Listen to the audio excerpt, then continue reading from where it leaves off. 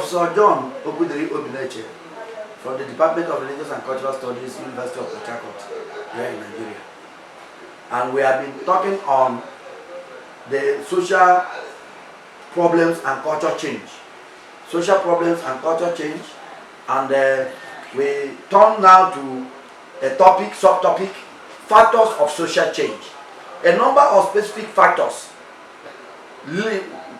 collaborate to lead with other factors to generate changes in the society, of course, on every society. And we will discuss some of these factors that actually lead to social change. We may highlight them briefly. The first of these factors is education. The place of education in eliciting social change has been contentious, of course. While some scholars argue that education changes the values, the attitude and beliefs of this educated. Others are of the view that education merely brings out tendencies which are already in them. But whichever way one goes, education is a factor that leads to social change. The educated people can go back to their societies, they change the way they live, the way they interact, the way they talk, the way they eat. Even their culture is changed because of education, because education provides exposure. And when one is exposed, the character of a exposed society is different from the character of the primitive society. I think that is the difference now between the African society and the Western civilized world. They are calling Africans the third world or that continent, fourth world, or whatever name they give. It's based on that, because education, when there is education, education gives room for such. The second factor of social change is population. The inflation of population through death, the fluctuation of population through death, birth or migration result in cultural change and also in social change. Overpopulation may lead to a change in the size of the family. Government policies may affect the number of children to a family because of the population. In other words, the influx of foreigners may bring also about culture change. For instance, the influx of Westerners in Nigeria has changed the religious outlook of the country substantially. The culture of a particular society is also influenced by other characteristics of population, such as sex, such as fecundity, fertility, mortality, age distribution, among others. So a relatively young population would definitely differ in value and attitude to a selectively ordered population. This is the view of Kilani and Ihanacho in their book Culture, Development and Religious Change. So population is a factor. So population change is a social change in itself.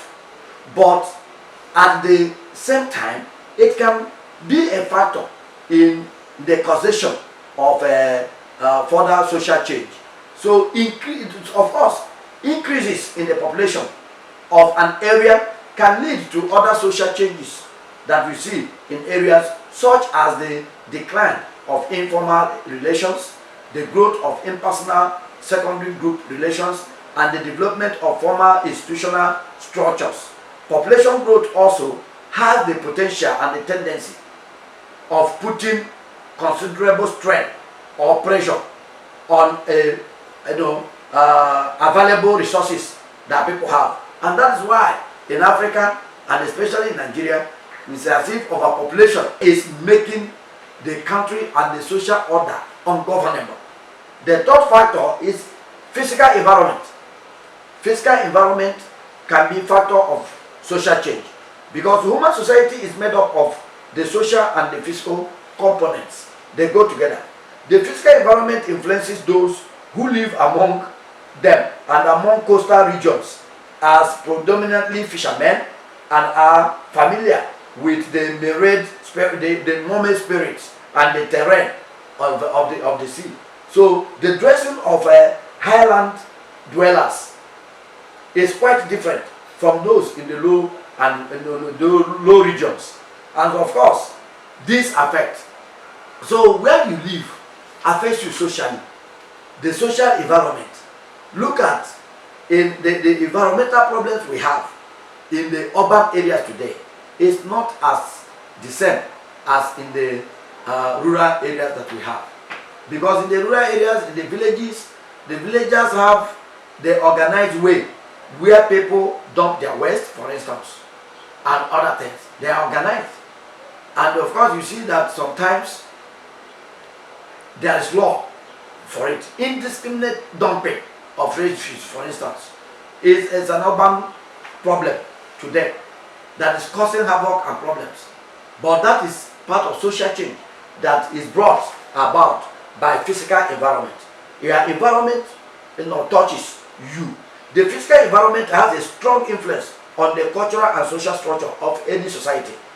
It influences the character of the social culture, the socio-cultural forms which a people evolve.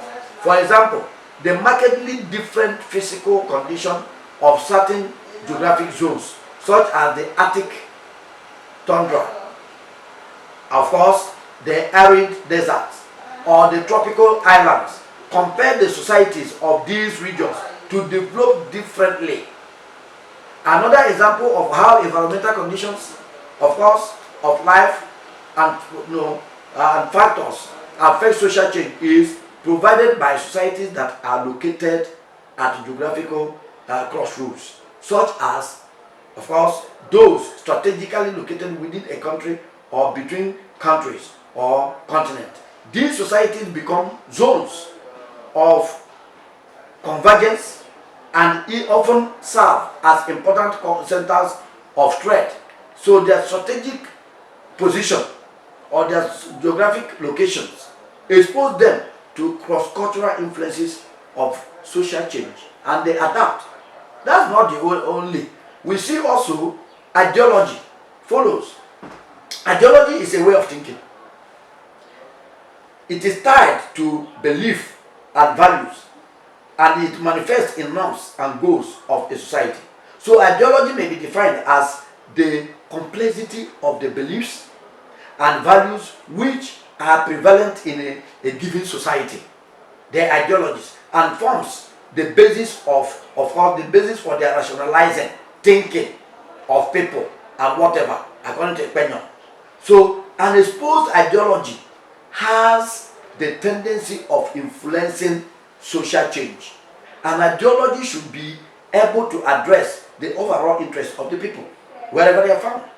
And is also an ideology is capable of expunging the sources of the people's exploitation and misery.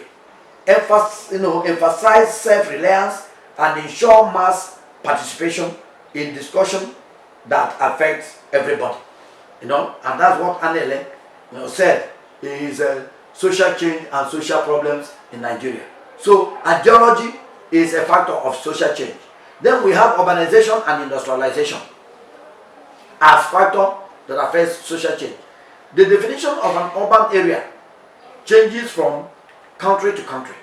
In general, of course, there are no standards, and each country develops its own set of criteria for distinguishing cities or urban areas.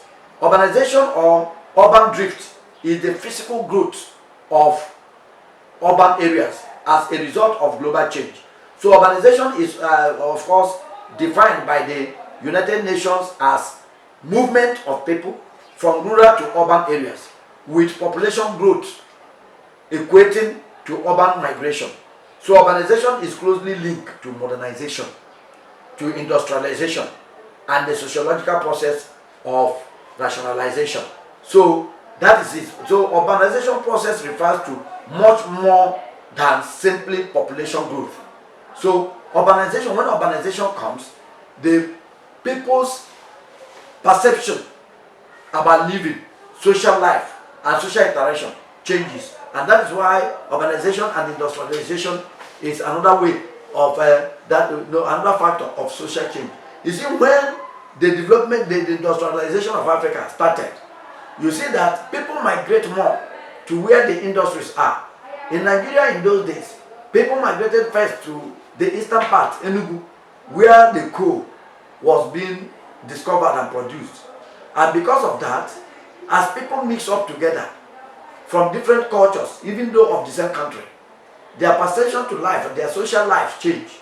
Their perception to their ideologies also change from that of local to now urban. So, but there are also models of social change, of culture change. Models of culture change. We see the models of culture change, as we said before, discovery, invention, diffusion, variations, and others. These are the models of culture change that goes along with social change. And then that brings us to socio-religious change.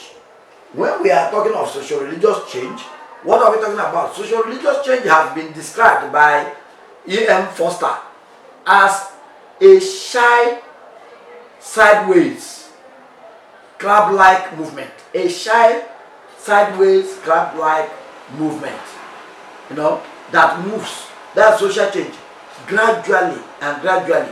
Monica Wilson identified two characteristics of social change as rapidity, as we said before, and pervasiveness, in it.